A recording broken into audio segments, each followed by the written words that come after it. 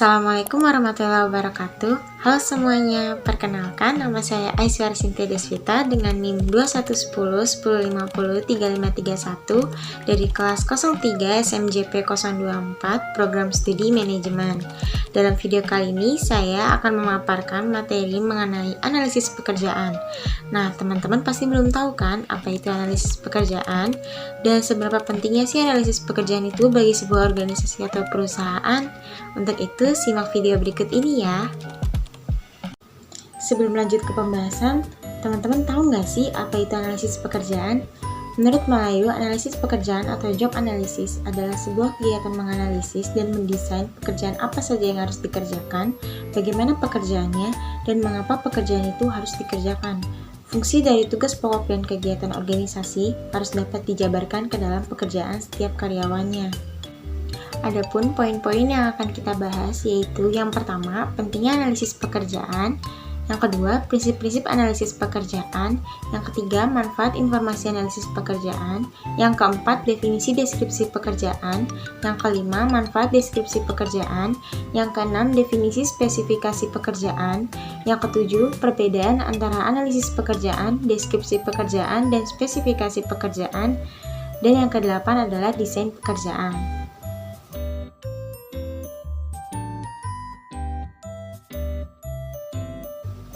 Yang pertama yaitu pentingnya analisis pekerjaan. Mondi menjelaskan terdapat beberapa alasan mengapa analisis pekerjaan penting dilakukan oleh Departemen Sumber Daya Manusia. Yang pertama yaitu sebagai sarana penyediaan staf. Seluruh aspek penyediaan staf akan kacau jika perekor tidak mengetahui syarat-syarat yang diperlukan untuk menjalankan berbagai pekerjaan. Yang kedua, yaitu optimalisasi pelatihan dan pengembangan. Informasi deskripsi pekerjaan seringkali terbukti bermanfaat dalam mengidentifikasi kebutuhan-kebutuhan pelatihan dan pengembangan. Yang ketiga, penilaian kinerja. Harus dievaluasi berdasarkan seberapa baik mereka menyelesaikan tugas yang ditetapkan dalam deskripsi pekerjaan mereka dan tujuan-tujuan spesifik lain yang ditentukan. Yang keempat yaitu kompensasi, sangat bermanfaat untuk mengetahui nilai relatif pekerjaan tersebut.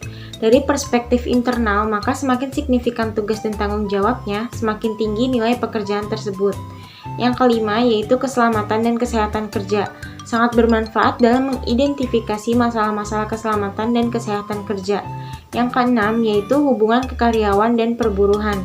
Ketika para karyawan dipertimbangkan untuk promosi, transfer, atau demosi, deskripsi pekerjaan yang memberikan standar evaluasi dan perbandingan bakat. Yang ketujuh yaitu pertimbangan legalitas, yang dipersiapkan dengan baik terutama penting untuk menunjang legalitas dari praktik-praktik karyawan. Yang kedua yaitu prinsip-prinsip analisis pekerjaan. Yang pertama, analisis pekerjaan harus dapat memberikan semua fakta yang penting dan berhubungan dengan pekerjaan. Yang kedua, analisis pekerjaan harus dapat memberikan fakta yang diperlukan untuk bermacam-macam tujuan. Yang ketiga, analisis pekerjaan harus sering ditinjau bila perlu diperbaiki. Yang keempat, analisis pekerjaan harus dapat menunjukkan unsur-unsur pekerjaan yang paling penting di antara beberapa unsur pekerjaan dalam setiap pekerjaan. Yang kelima, yaitu analisis pekerjaan harus dapat memberikan informasi yang diteliti dan dapat dipercaya. Yang ketiga yaitu manfaat informasi analisis pekerjaan. Analisis pekerjaan merupakan perencanaan tenaga kerja atau manpower planning, perekrutan dan penempatan atau recruitment and placement, pengembangan organisasi atau organization development, pelatihan dan pengembangan atau training and development, penggajian dan imbal jasa atau compensation and benefit, hubungan industrial atau industrial relation, dan juga sistem informasi SDM atau Human Research Information System. Analisis pekerjaan selain menghasilkan job description, job specification, dan job evaluation juga berguna untuk hal-hal berikut. Yang pertama yaitu perekrutan dan seleksi, dapat memberikan informasi tentang uraian pekerjaan dan syarat karyawan yang diperlukan. Yang kedua yaitu kompensasi, dapat memberikan pemahaman yang jelas tentang latar belakang orang yang akan menduduki jabatan itu.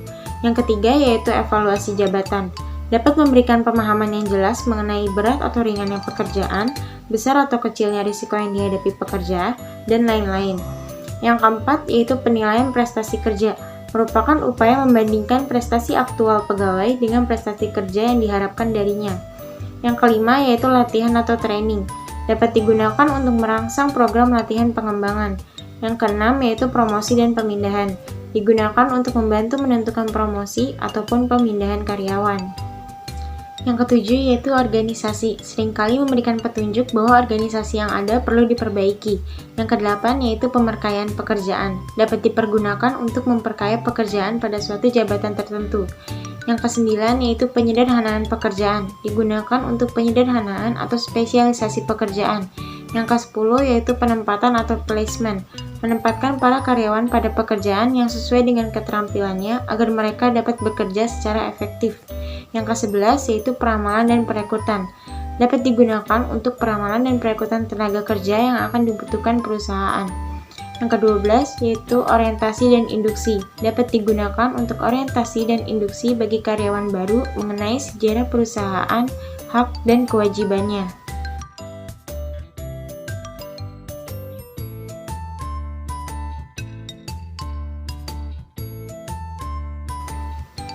Subbab yang selanjutnya yaitu definisi deskripsi pekerjaan. Menurut Hani Handoko, deskripsi pekerjaan atau job description ialah suatu pernyataan tertulis yang menguraikan fungsi, tugas-tugas, tanggung jawab, wewenang, kondisi kerja, dan aspek-aspek pekerjaan tertentu lainnya. Deskripsi pekerjaan atau uraian pekerjaan harus jelas dan persepsinya mudah dipahami serta menguraikan hal-hal berikut. Yang pertama, identifikasi pekerjaan atau jabatan, yakni memberikan nama jabatannya.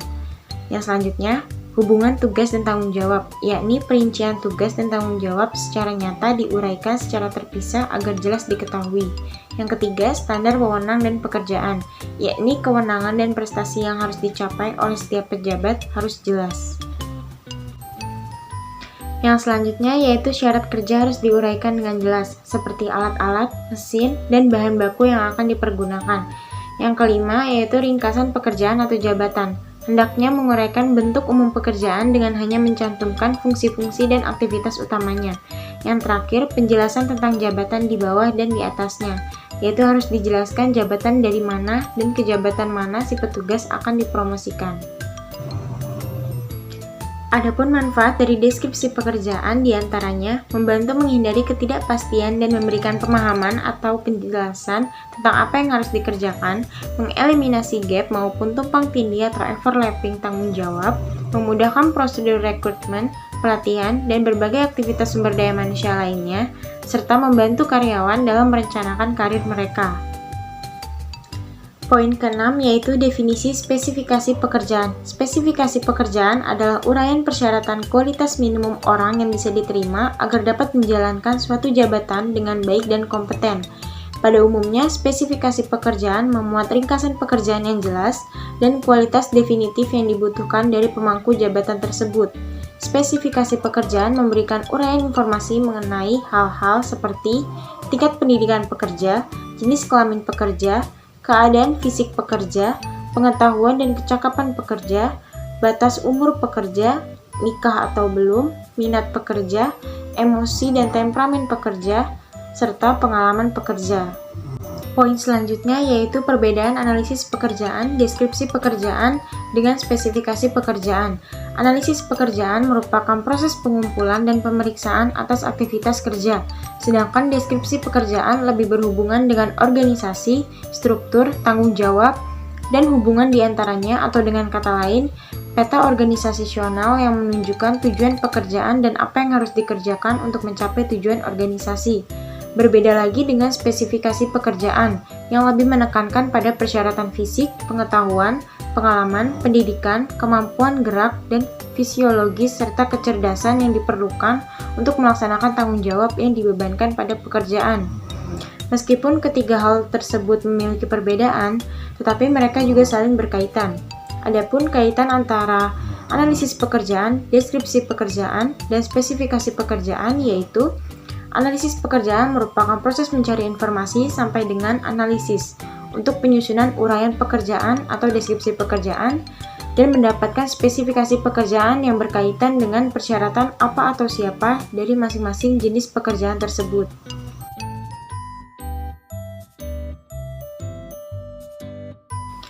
Poin terakhir, yaitu desain pekerjaan, adalah fungsi penetapan kegiatan kerja seorang atau sekelompok karyawan secara organisasional. Tujuan dari desain pekerjaan sendiri yaitu untuk mengatur penugasan kerja supaya dapat memenuhi kebutuhan sebuah organisasi. Tahukah kalian, terdapat beberapa metode pengumpulan data yang lazim digunakan oleh analisis jabatan untuk memperoleh data dan informasi suatu jabatan. Di antaranya, yang pertama, metode kuesioner merupakan metode pengumpulan data yang dilakukan dengan cara memberi serangkaian pertanyaan yang ditunjukkan kepada calon karyawan untuk dijawab. Yang kedua, metode observasi adalah metode yang digunakan dengan mengamati individu yang melakukan pekerjaan dan mencatatnya untuk menguraikan tugas dan kewajiban yang dilakukannya. Yang ketiga, metode wawancara, di mana para karyawan diseleksi dan diwawancara secara langsung di tempat kerja. Adapun 3 jenis wawancara, yaitu wawancara individual, wawancara kelompok, dan wawancara penyeliaan. Yang keempat yaitu metode catatan karyawan, di mana analisis pekerjaan dikumpulkan dengan meminta para karyawan untuk mendeskripsikan kerja mereka sehari-hari dalam sebuah buku catatan atau blog. Yang kelima yaitu metode kombinasi. Biasanya analisis ini tidak menggunakan satu metode analisis pekerjaan secara eksklusif. Dalam menganalisa pekerjaan klerikal atau administrasi, analisa yang mungkin digunakan yaitu kuesioner, wawancara, dan observasi terbatas. Pada desain pekerjaan terdapat beberapa elemen seperti berikut ini. Yang pertama yaitu elemen organisasional. Pada desain pekerjaan bersangkutan dengan efisiensi yang mencangkup pendekatan mekanistik, aliran kerja, dan praktek-praktek kerja. Yang kedua yaitu elemen lingkungan. Elemen lingkungan pokok dalam perancangan pekerjaan-pekerjaan adalah kemampuan dan tersedianya karyawan potensial, serta pengharapan-pengharapan sosial. Yang ketiga yaitu elemen keperilakuan, yang perlu dipertimbangkan dalam desain pekerjaan yaitu otonominya, variasinya, identitas tugasnya, serta umpan baliknya. Dari beberapa materi yang sudah saya jelaskan, dapat disimpulkan bahwa analisis pekerjaan merupakan sebuah kegiatan menganalisis dan mendesain pekerjaan apa saja yang harus dikerjakan, bagaimana pekerjaannya, dan mengapa pekerjaan itu harus dikerjakan. Adapun kaitan antara analisis pekerjaan, deskripsi pekerjaan, dan spesifikasi pekerjaan adalah job analysis merupakan proses mencari informasi sampai dengan analisis untuk penyusunan uraian pekerjaan dan spesifikasi pekerjaan yang berkaitan dengan persyaratan apa atau siapa dari masing-masing jenis pekerjaannya. Terdapat beberapa metode pengumpulan data yang lazim digunakan oleh analisis jabatan untuk memperoleh sebuah data. Di antaranya metode kuesioner, metode observasi, metode wawancara, metode catatan karyawan, dan metode kombinasi. Sekian pemaparan yang bisa saya sampaikan. Apabila ada kata-kata yang kurang berkenan, mohon dimaafkan. Terima kasih. Wabillahi taufiq wal hidayah. Wassalamualaikum warahmatullahi wabarakatuh. Bye-bye. See you next video. So out the door and your pockets can't find it no more. It's just you and me, and there's nothing I can do. I'm stuck with you, stuck with you, stuck with you.